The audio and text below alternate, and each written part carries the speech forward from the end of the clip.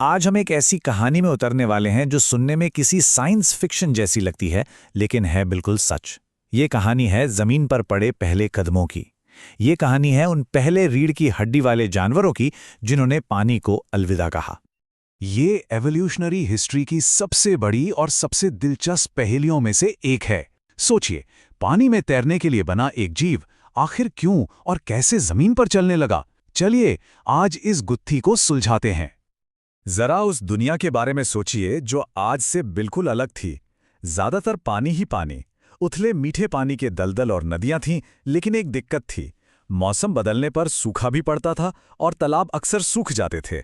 माहौल बदल रहा था और इसी बदलते माहौल में उभरे एम्फीबियंस।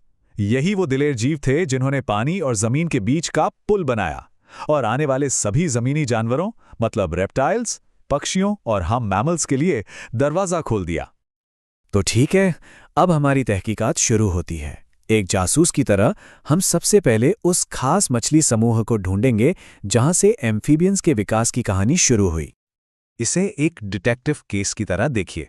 उस दौर में मछलियों के 3 बड़े ग्रुप्स थे। सवाल यह है कि हमारा मुजरिम मतलब एम्फीबियंस का पूर्वज इन तीनों में से कौन था। तो चलिए एक एक करके संदिग्धों से पूछताछ करते हैं। पहला नाम एक्टिनोप्टेरिजा यानी रेफिंड मछलियां। नहीं, ये नहीं हो सकते। इनका एवोल्यूशन एक बहुत ही अलग रास्ते पर निकल चुका था। दूसरा संदिग्ध डिप्नॉय यानी लंगफिश। इनके फिन का ढांचा वैसा नहीं था जिससे जमीन पर चलने वाले मजबूत हाथ पैर बन सकें।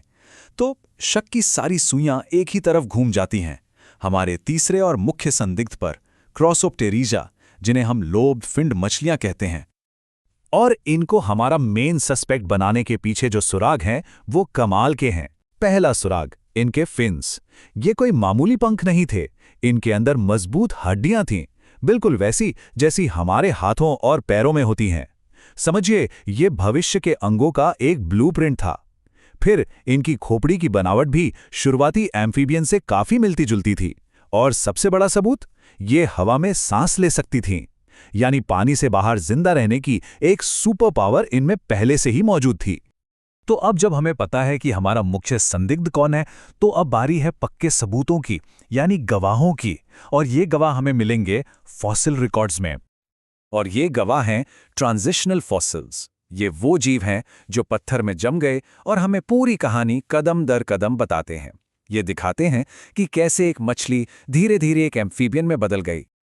तो चलिए मिलते हैं हमारे स्टार विटनेसेस से। सबसे पहले यूस्थेनोप्टेरॉन, एक ऐसी मछली जिसके फिन्स में अंगों की शुरुआती हड्डियां दिखने लगी थीं। लेकिन फिर केस में एक जबरदस्त मोड़ आया, टिकटालिक की खोज से। इसे फिश पॉड कहते हैं। और क्यों कहते हैं? क्योंकि ये आधी मछली था और आधा जमीन पर चलने वाला जानवर। इसके पास गलफड़े और फिन्स थे, लेकिन साथ में चपटी खोपड़ी, घूमने वाली गर्दन और कलाई की हड्डियां भी थीं। और इसके बाद आए एकांथोस्टेगा और इक्थियोस्टेगा, जिनके पास तो बाकायदा उंगलियों वाले हाथ पैर थे। Case solved. ये बात टिकटालिक की अहमियत को एकदम साफ कर देती है। वो सिर्फ एक मछली नहीं थी, वो पानी और जमीन के बीच का एक जीता जागता पुल था, जो अपने मजबूत फिन्स के सहारे जमीन पर पुशअप लगा सकती थी। ठीक है, तो किसने किया ये तो साफ हो गया। पर अब आता है सबसे बड़ा सवाल, क्यों? आखिर इन मछलियों को पानी छोड़ने की जरूरत ही क्यों पड़ी? इस महापलायन का मकसद क्या था? आखिर ऐसा क्या हो गया था पानी में और जमीन पर ऐसा क्या दिख रहा था कि इन जीवों ने इतना बड़ा, इतना मुश्किल कदम उठाया? तो देखिए, यहां 2 तरह की ताकतें काम कर रही थी। एक थी पुश फैक्टर, जो उन्हें पानी से बाहर धकेल रही थी, जैसे कि बार बार सूखा पड़ना, खाने के लिए बढ़ता कंपटीशन और बड़े बड़े शिकारियों का खतरा।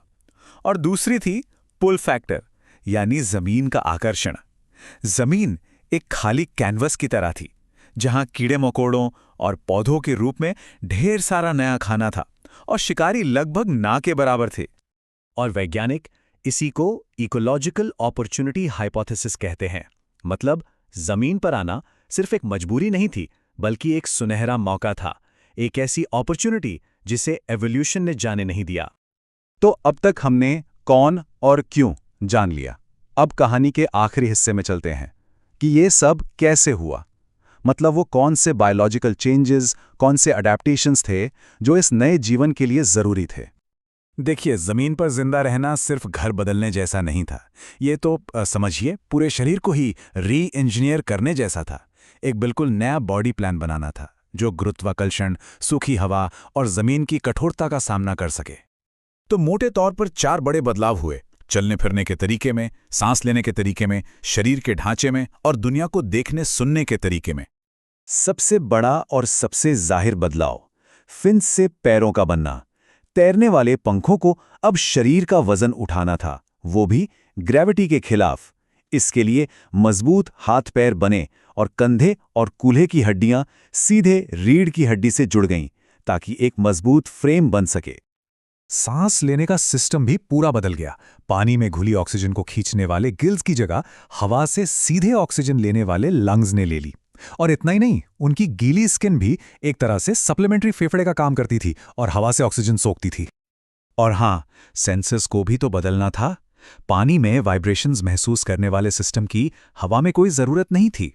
उसकी जगह कानों का विकास हुआ ताकि हवा में आती आवाज को सुना जा सके। आंखों को भी पानी की बजाय हवा में देखने के लिए एडजस्ट होना पड़ा।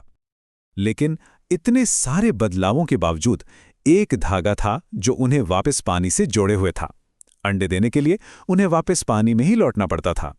वो जमीन के हो तो गए थे, पर अपनी जलीय विरासत को पूरी तरह से नहीं छोड़ पाए थे। ये कोई छोटी मोटी घटना नहीं थी।